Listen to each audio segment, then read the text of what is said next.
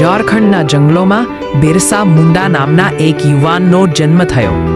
તેને જોયું કે કેવી રીતે અંગ્રેજો અને જમીનદારો આદિવાસીઓની જમીન છીનવીને તેમનું શોષણ કરતા હતા.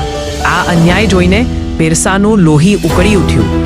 તેને આદિવાસીઓને જગાડ્યા, તેમને એકતાનો પાઠ બનાવ્યો અને પોતે જ તેમનો ધરતી આબા જગત પિતા બન્યો.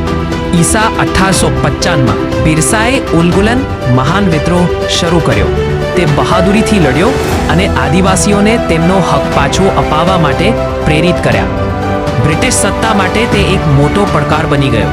અંતે 1900માં અંગ્રેજોએ તેને પકડી લીધો. 50 વર્ષની નાની ઉંમરે જેલમાં તેમનું અવસાન થયું.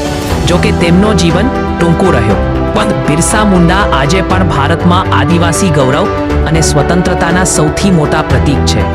બિરસા મુંડાએ પોતાની નાની ઉંમરમાં પણ ખૂબ હિંમત બતાવી અને પોતાના લોકો માટે બલિદાન આપ્યું. તેમનું જીવન આપણને શીખવે છે કે સાચા નેતા તે હોય છે જે પોતાના લોકોના ભલા માટે કોઈ પણ બલિદાન આપવા તૈયાર હોય છે.